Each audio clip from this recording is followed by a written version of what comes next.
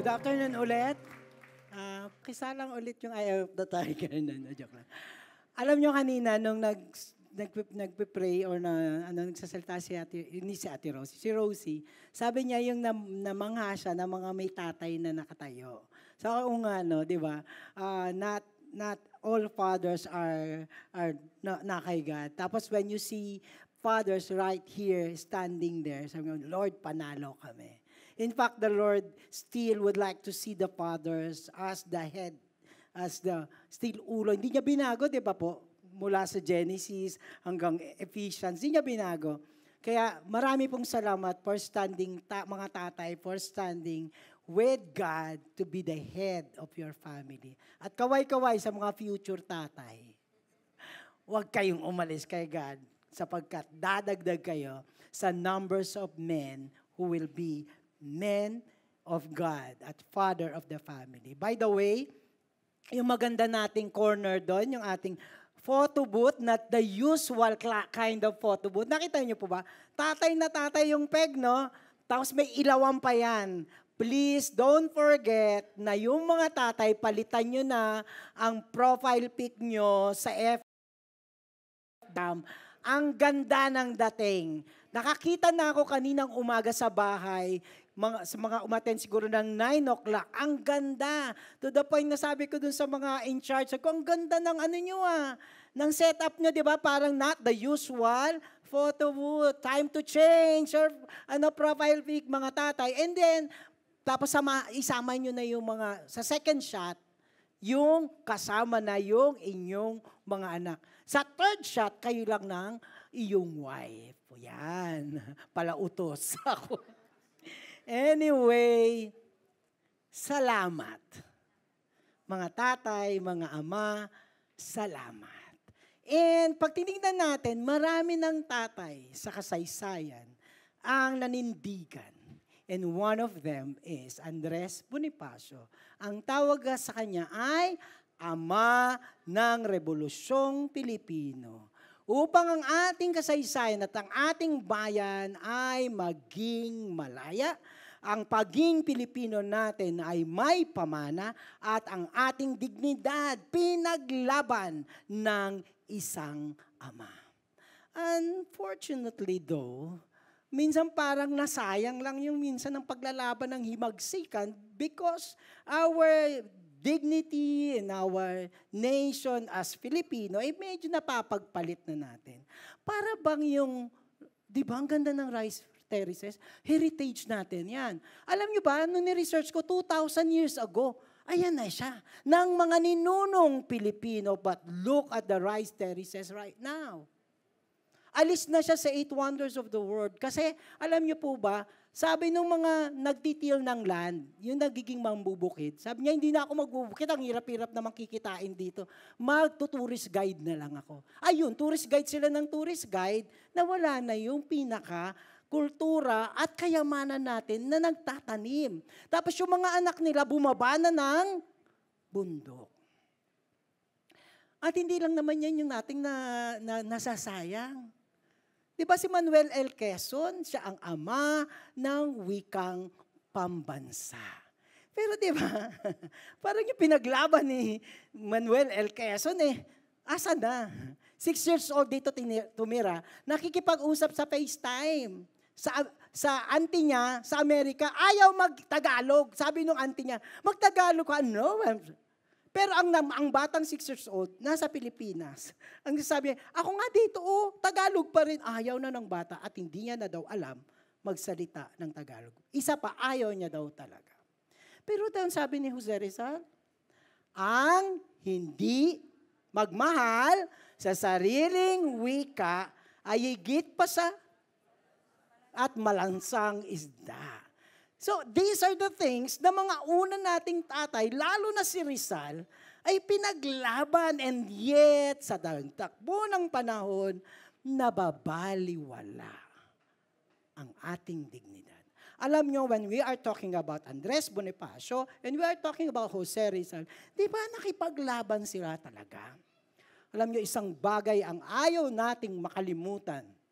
In fact, ang term nung ni-research ko, Jose Rizal immortalized this quote, and I tell you, ito ang ayokong mawala sa atin. Everybody, please read.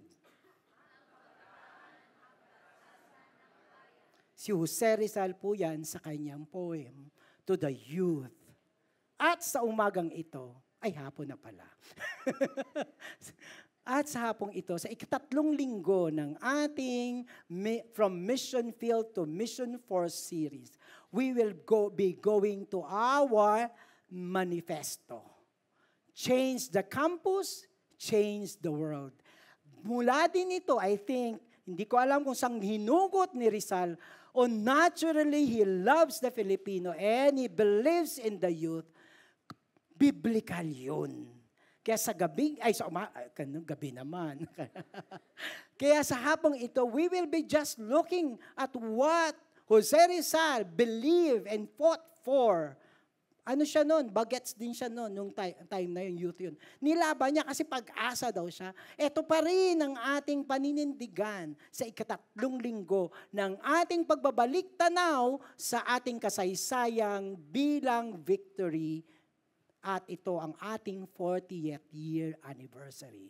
We will be celebrating our goal and mission. Particularly, we believe in the youth of today. Kaya po, samahan niyo po ako sa Psalm 78, verse 4 to 8. Tayo po tayong lahat at basahin natin ang ating sitas or verse passage for this afternoon. Psalms 78 is on page 280. Okay? 280, verse 4, we'll be starting sa verse 4. Sige po, say amen kung nasa page ka na. Amen. Ang lakas, ibig sabihin nasa page na tayo. 1, 2, 3, let's read. Go.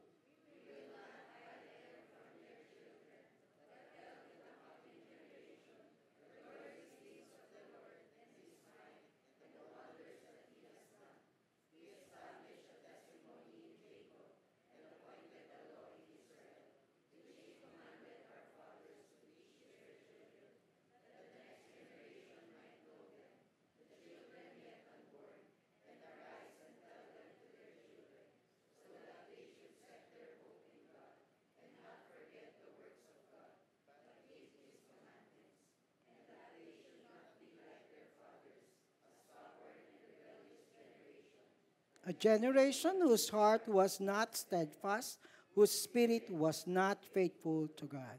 Father, babalikan po namin ang Psalm 78. And very important, you want us to focus on our children, to focus of us being our elders at mga magulang, para tingnan po namin ang kapakanan, ang pinaka-importanting kapakanan ng aming mga anak, ng aming mga kabataan. Ito pong aming samudalangin sa pangalan ni Jesus. Amen. We can be seated. So, nagulat kayo, Pastor, sino dito present nakaraan? Sabi niyo, Pastor, ulit, 78. Ngayon po, nakita po natin nung last week, nilahat ko, zoom out tayo, so panoramic tayo. Pero ngayon, may mga importanteng bagay na kailangan nating balikan. Nagsuzoom in tayo, kumbaga sa camera. Nakikita na yun ngayon yung detalye. And particularly yung verses ng 4 to 8. So, pag binalikan din natin nung nakaraang linggo, merong importanteng bagay na sinabi doon sa verse 54. Sa verse 54, sinabi kagad doon na ang Diyos ang nagdala sa kanila sa lupang pangako. Ano nakasulat? Balikan lang natin. And He brought them to His holy land, to the mountain which His right hand had won. Ang Psalms po ay tula. Kung baka kanina, napakinggan natin yung ang kabataan ay pag-asa ng bayan, nasa poem yun ni Jose Rizal.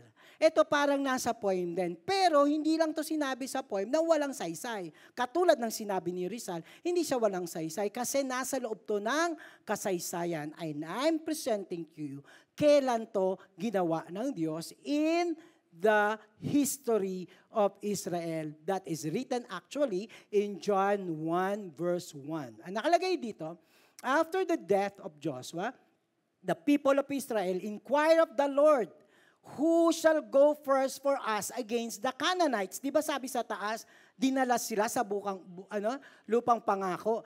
Sa lupang pangako, hindi naman walang tao. Maraming tribo, meron na doong nakatira. Ang tanong ng mga Israelita, paano na po kami? Sino ang lalaban? Ito pinangako, pero may nakatira pala. Who will fight for us against the Canaanites to fight against them? The Lord said, Judah shall go up. Behold, anong pangako ng Diyos? I have given the land into their hands. So sa ibig sabi ng Diyos, huwag kayong mag-alala. Dinala ko kayo dito, hindi ko kayo iiwan, sasamahan ko kayo sa inyong laban. Balik tayo sa verse sa Psalms. He, God, drove out. Yung kinakatakutan nila, si God ang nagpaalis. He drove out the nation before them. Balik ulit tayo dun sa kasaysayan. Then, Judah went up and the Lord gave him the Canaanites. Sabi ni sino manguna si Judah? Pumunta si Judah, lumaban sa Canaanite and the Perizzites into their hands. They defeated 10,000 them at Beshek. Alam nyo kung hahaba lahat ilalagay ko dito, magugulat ko yung one after the other, tinatalo ng bayan ng Diyos ang mga Canaanites.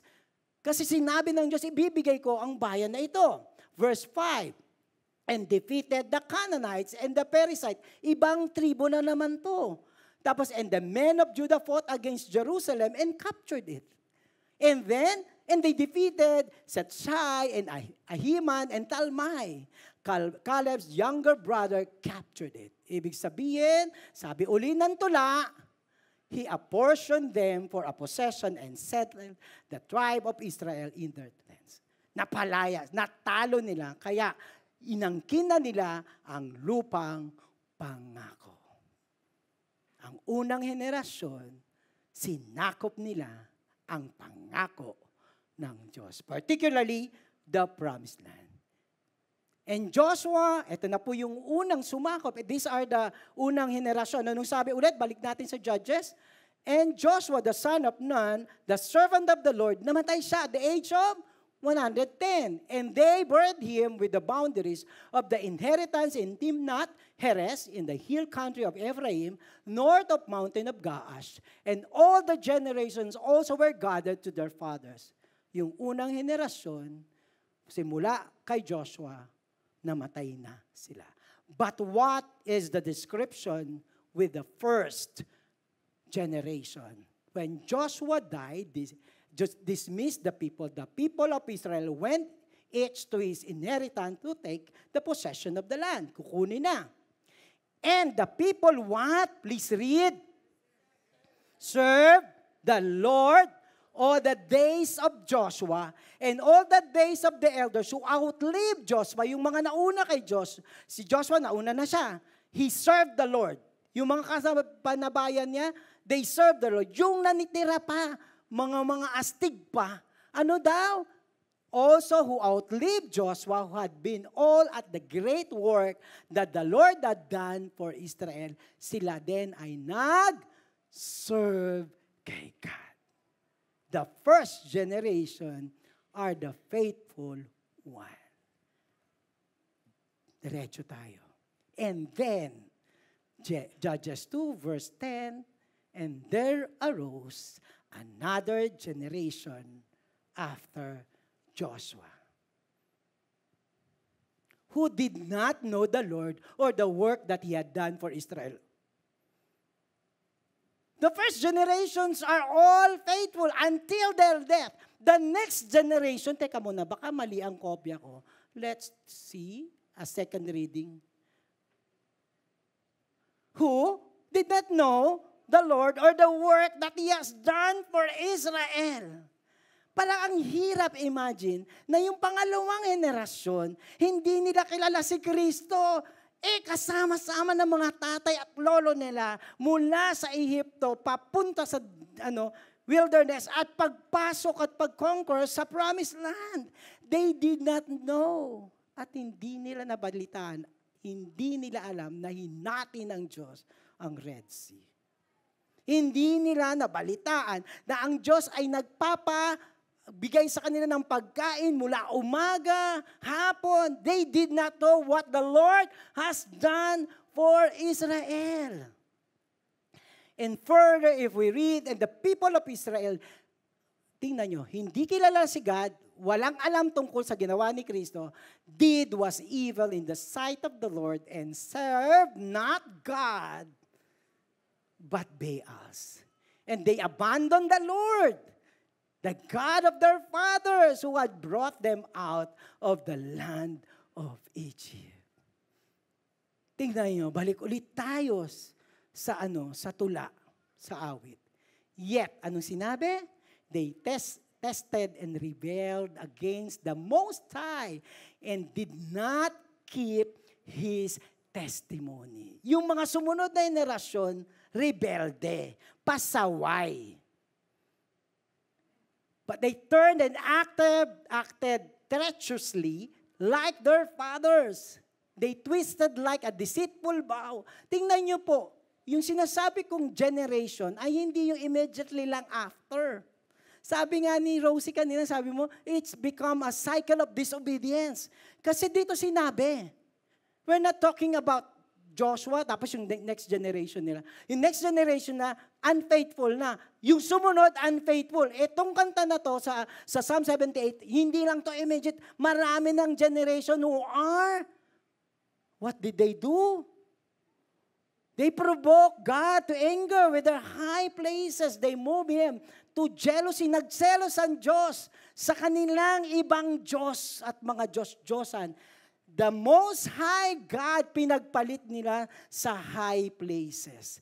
Pag sinasabi ang high places, ito yung mga bumbudukin, may mga templo pero hindi si Kristo o hindi ang Diyos na totoo ang sinasamba. Maraming mga templo na.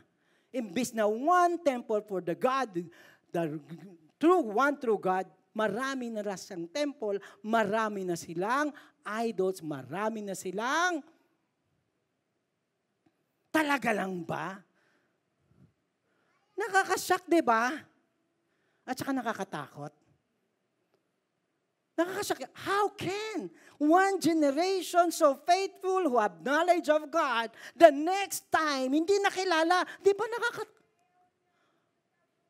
Sana matakot kayo kasi ang tagal kong hinanap yan sa Google. Hirap na hirap ako. Ang hirap kaya nito. Gusto ko lahat ganito. Blue ka. So wala yan na. Sige na. 2 oras na ako naghihirap dyan. Ayan na. Magulat kayo na. Pakiusap no? Flashback tayo. Anong nangyari? Di ba pag merong teleserye, kapag mayroong, ano ba ito? Pakita. Ano ba sa Tagalog? Yung patalastas yung trailer. Ano tawag doon? Parang may bawat episode mamayang gabi, umaga may ganun. O ganun. Teaser. Diba sa teaser natin ganun, hindi na nila kilala si Kristo, ganun, parang ganun. Diba, magugulat ka bakit? Kaya, eto na po, ang ating episode. Flashback tayo. Anong nangyari? Bakit na ganito? Judges 1, verse 7, and Judah went with Simon. Ito na yung susugurin na nila yung mga Canaanites. Nagdi-distribute na sila, kukunin na nila yung territory. Si Judah went with Simon, his brother, nagtulong-tulong.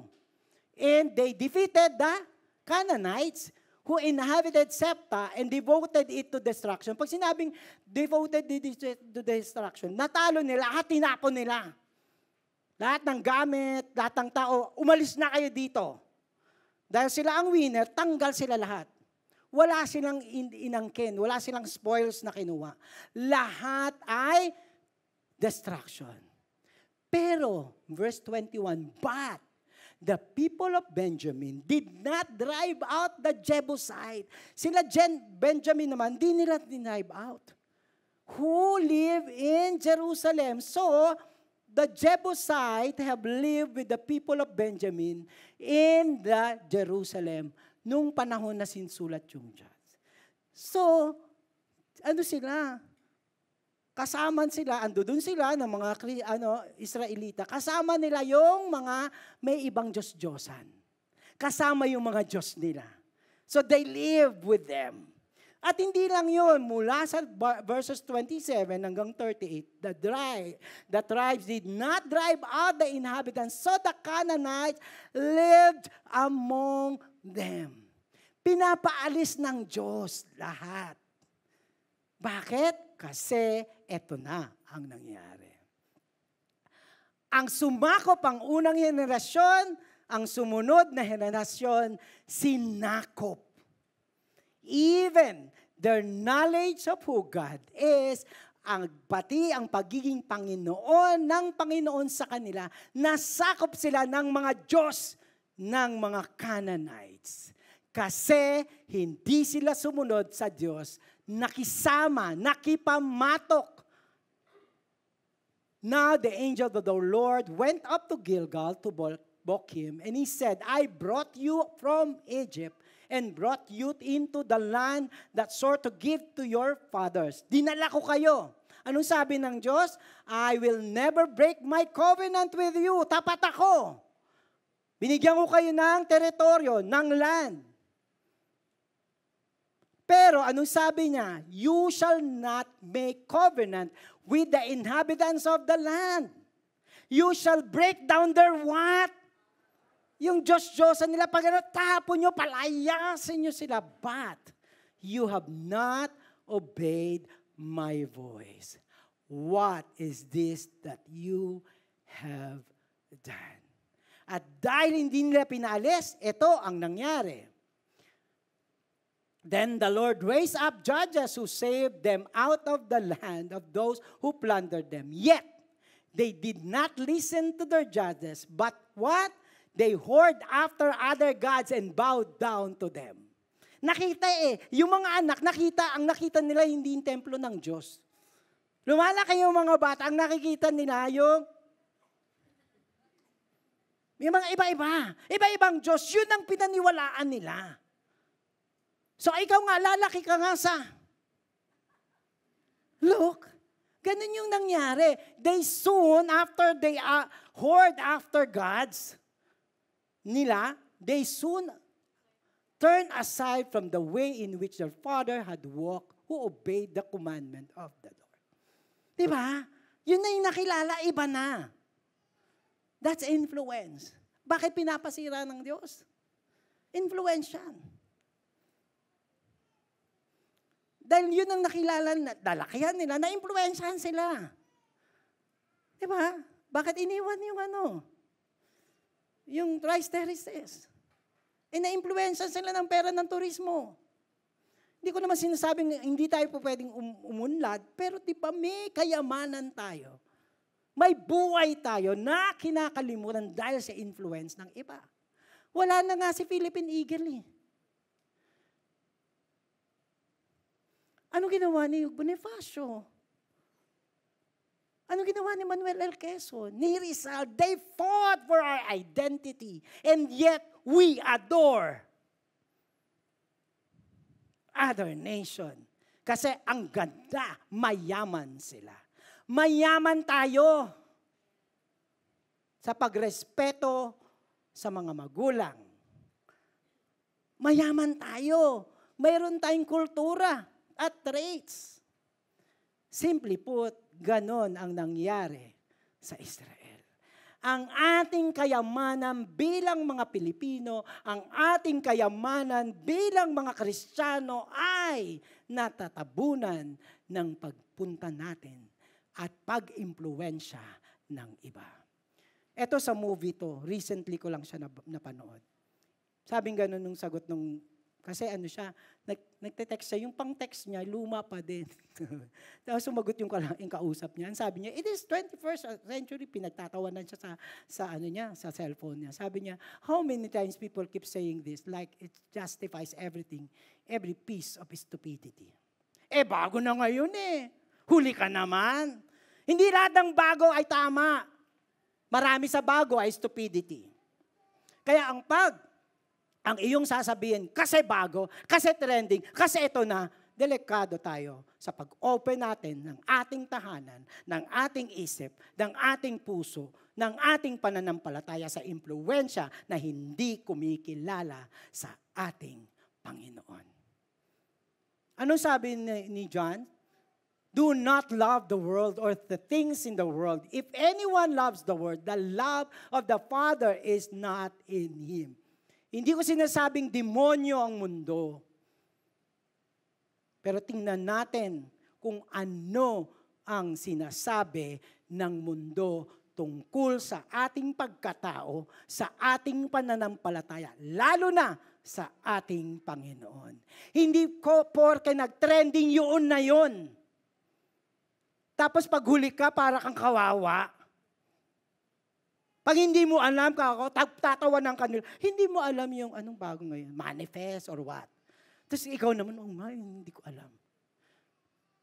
Anong sabi natin? All that is in the world, the desire of the flesh, and the desires of the eyes, and the pride of life.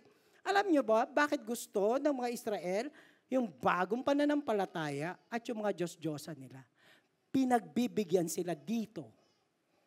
Desires of the flesh. Yung mga Diyos nila, pupunta ka doon. Gusto mong pera? O, doon ka kay Diyos na ginto. Gusto mong... Meron nga silang templo doon, kahit di mag-asawa, magsasama sila doon eh. That is their God, and that is their temple. Eh, kung ikaw na, pipiliin mo, kasi ito ay nagbibigay ng desires of the flesh, the pride of life, the desires of the eyes. Di ba ngayon? Kailangan mong i-validate yung sarili mo. Assertive ka, ikaw, me, and ito yung pinifeed sa atin ng mundo. So, ang bilis nating maapektuhan. Anong sinabi rito? It is not from the Father, but it is from the world. Hindi ko sa ulit sinasabihan lahat ng sa social media, lahat ng sa mundo ay masama. Hindi ko sinasabi. We're using actually technology. Pero, pakakaingatan natin. Children, ang kausap nito ay ang mga bata. Mga anak ko, anak namin. Ingatan nyo ang sarili nyo.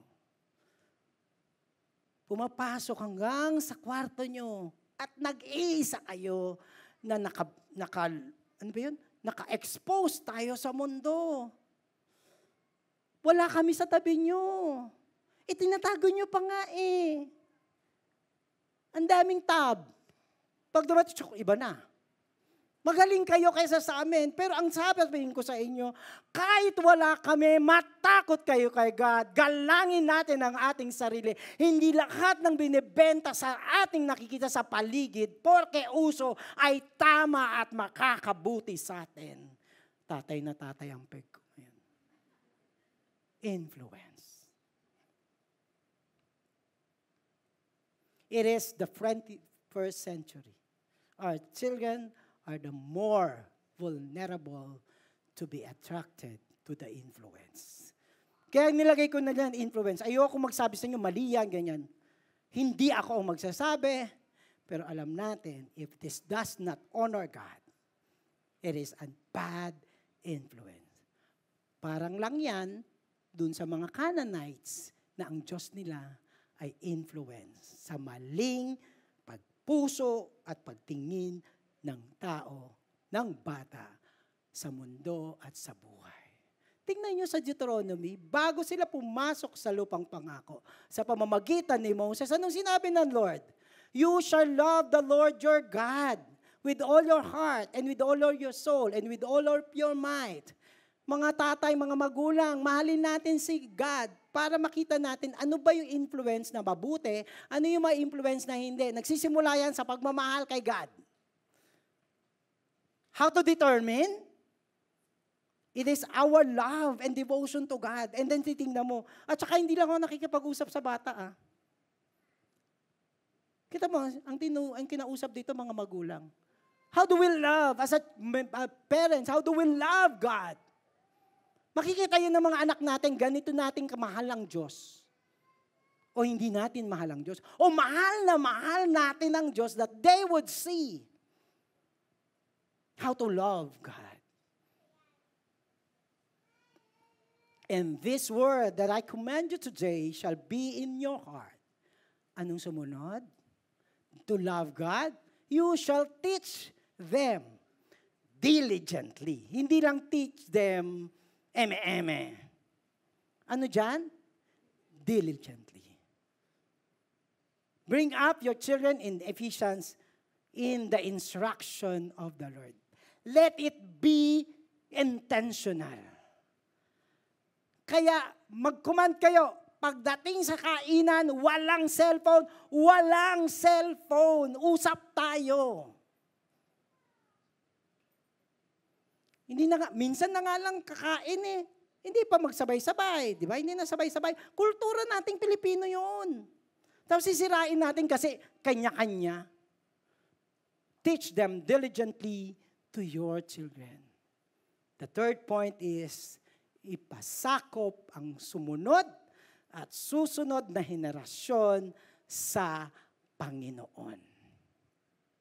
Let's make effort. Kung mahal natin ang ating mga anak, good, you're supplying, providing for them. Great, great datingan, great school and education, but don't forget them to teach them diligently to honor and to love God. Balik tayo sa ating text. Tingnan nyo, ang sabi nung binasa natin kanina, we will not hide them from their children, but will tell the coming generation the glorious deeds of the Lord and His might and the wonders that He has done. Pasikatin natin si God sa pamilya natin, sa mga anak natin. Dahil kay Lord, kasi si Lord to. Let them be so aware of the wonders of God. He established a testimony in Jacob and appointed a law in Israel, which He commanded our fathers to what? Teach to their children, that the next generation might know them. Tingnan nyo naman sobrang looking forward si Psalm 78. Hindi lang yung kasalukuyan. Yung magiging apo pa rin. Children yet unborn and arise and tell them to their children, I would like to see my grandson. Wow, talagang inangkin na lalaki, no? Yung apo. Para yung apo mo. Para yung apo ng apo mo, wala ka na, pero kilala pa rin ng Diyos kasi we're giving them salvation. We're giving them blessed life. We're giving them treasures in heaven. Ano ulit sa pagpapatuloy ng Psalm 78? So that they should set their hope in God. Ang makikita nilang pag-asa, ang makikita nilang Diyos at pananampalataya nila at kakapitan lang nila ay walang iba kung hindi ang tunay na Diyos, hindi mga Diyos ng mundo. And not to forget the works of God, so that these people, your children, will be grateful and faithful to God and to keep His commandments. Bakit tayo nandito? 40 years ago, dalawang missionary, mula sa Amerika. American sila. But they believe, youth din sila nung time na yon. At naniniwala sila, meron silang mission. Pumunta sila dito, hindi nila akalain, kala lang nila parang, hindi naman 10-day mission, pero just a mission. Alam niyo kung saan sila pumunta para makita yung mga kabataan? Sa University Belt. Kasi sa University Belt, maraming estudyante, maraming kabataan. At nung panahon na nagrally ang mga kabataan at mga estudyante laban kay Marcos, sila naman nagrarally para kay Kristo. They preach the gospel to the people, to the students in the University Belt. Ang ganda tingnan, no? These are the time na nagrarally yung mga estudyante against the government. Sila naman nag-share ng gospel. Kita nyo anong sabi? From a church of over 100 students, naka 100 sila kagad, in the basement of the Tandem Cinema, yung mga taga Maynila o kaya doon kayo nag-aral, alam niyo yung Tandem Cinema. Doon sa basement, sa Claro Emerecto. We have grown to, how many?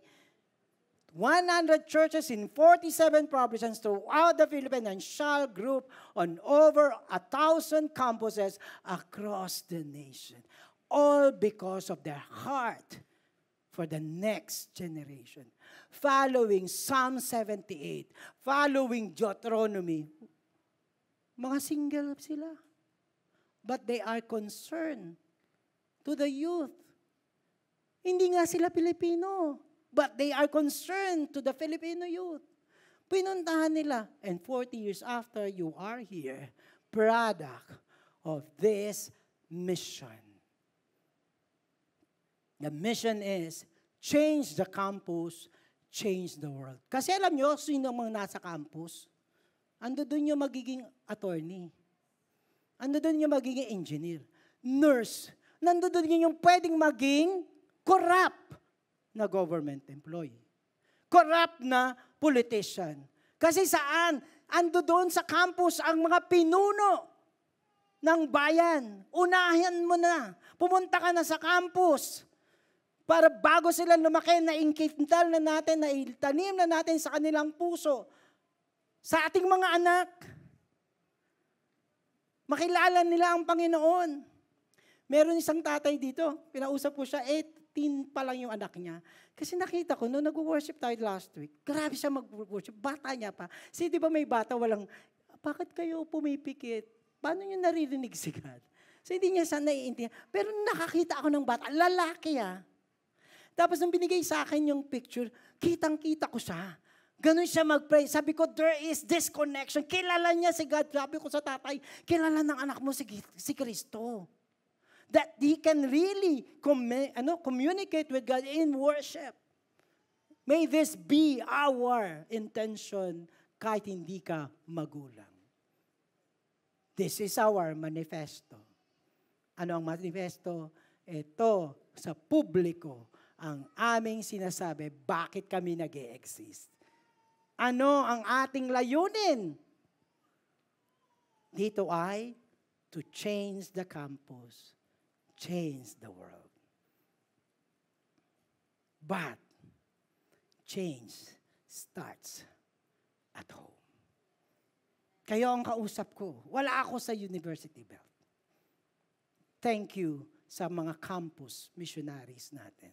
Palakpakan natin ang campus missionaries natin. Palakpakan natin yung mga estudyante na mga student leader natin. Meron pa tayong student leader dito? Tayo po kayo. Campus missionary, tayo muna kayo. Pakilala ko lang kayo, mga campus missionary, yung magaganda at pogi dyan. Yan. Si Benz dapat nag-aartista. Si Ron dapat computer expert. At si Rosie, professor sana siya ng UP. But they decided to change the campus. At hindi sila meron pa po. Kuya Lloyd, dali ka dito. Ay, si Kuya Lloyd, for the longest time, nakalbo na po sa kaka-change sa campus. Joke lang. Hindi, ano niya lang yan, style. We have Ate Emily over there, si Bernadette Mariano. At ngayon naman, stay lang kayo yung mga student leader. Student leaders, kayo ang katulong ng mga campus missionary to really, anak, eto po yung mga nagigitara sa atin, tayo. Ay, kasi sabi niya, gurmado, gagraduate na kasi siya sa college. Pero estudyante, bata ka pa rin. Sino pa dito mga student leaders natin? Wala na? Ay, eto, tingnan yung batang-bata. Ayun, si Levi. But I tell you, stay lang po kayo. Change starts at home. Nakita ko yan, alam nyo, kung sa tindahan ng mga appliances. Totoo, sabi ko, grabe to. Ano ang home ang title nila eh? Home. Pero hindi siya yung sa SM eh. Tapos nakita ko siya, change starts at home. O nga no, kinuha ko. Diba? Tapos alam niyo po, mga magulang at saka mga naging tatay o nagpapakatatay kahit hindi mo anak. Kahit ikaw minsan ang nagpapakamagagulang sa iyong magulang.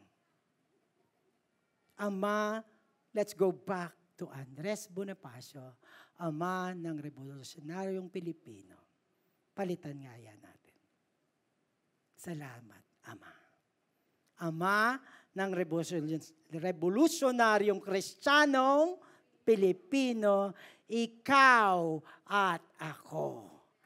Kaya sa mga nakakatanda, sa mga young adult, narito po ang ating mga anak. Lahat ng mga estudyante ngayon, yung mga youth, tayo po kayo. At narito ang mga revolusyonaryong Kristiyanong Pilipino na nakapaligid sa inyo. All the youth, please stand. Tayo po kayo, mga estudyante. Dito pa po, meron pa po. Yan. Ang dami pala nating mga anak. Yes. Dito. Tayo po, walang mahihaing anak ng Diyos. Yes. Dito po, meron. Ando doon pala sila sa mga dulo. Next time, mga campus, alam nyo na ang inuupuan nila. Anyway, mga revolusyonaryong, Kristiyanong, nakakatanda. Panalangin natin ang ating mga anak. Let's bow our heads. Worship team, punta na po kayo dito. Makapangyarihang Diyos, hindi kami ang nag-imbento nito. Not even the 3 American missionaries at maraming katulad nila, Pilipino man o banyaga, na may puso para sa kabataan. At bilang victory, salamat dumating sa amin ang manifesto na ito para sa aming mga anak, para sa aming kabataan. Father, in the name of Jesus, we don't know what they are in now. Minsan yung mental health ay laging problema ng mga kabataan.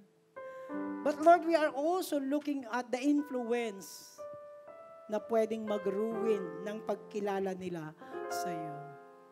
Father, we're praying for them. Nahingi kami ng covering.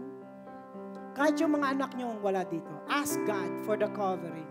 Iba kapag ang Diyos ang nagbantay. Halimbawa, yung anak nyo hindi nakakausap pero nabibigatan siya. Nahirapan tayong kausapin sila. This time, si God ang kausapin natin. Lord, we're praying for our children. Ikaw lang ang pwede naming asahan at pagkatiwala.